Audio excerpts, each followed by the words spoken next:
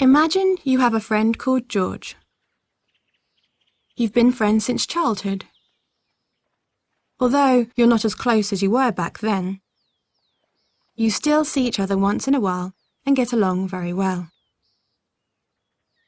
One day, you and George are approached by an old mutual friend, Oliver. Oliver explains that he's had a run of bad luck and is raising money to cover tuition fees for his kids. You want to help Oliver out, so you give him some money.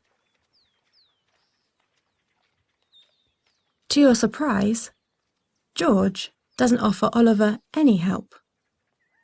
You try to persuade him, but it's no use. Imagining yourself in this situation, do you think it's okay to threaten to use physical force against George to get him to do the right thing? Now imagine a slightly different situation. This time, a group of your friends take a vote. 6 out of 10 are in favour of threatening George to get him to help Oliver. Does this democratic process make it okay to threaten George? One last change to the situation. This time, imagine that many thousands of people have democratically agreed that a group, who we'll call the agents, should do whatever is necessary to take money from George and give it to Oliver's family. The agents don't explicitly threaten George at first. All they do is send him a bill.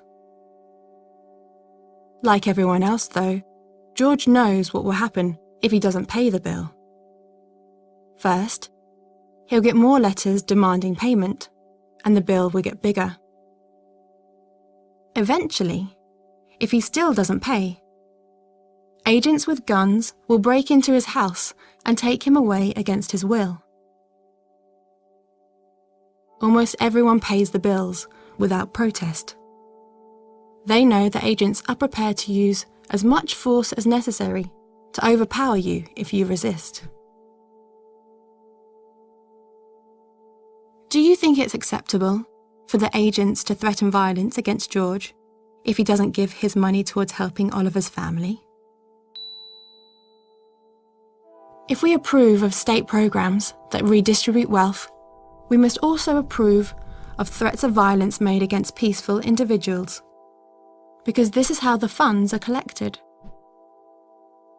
On the other hand, most of us feel uncomfortable about threatening peaceful people when we imagine having to make the threats ourselves. If we feel negatively towards the idea of threatening George personally, can we really be comfortable with the threats made against him by agents of the state?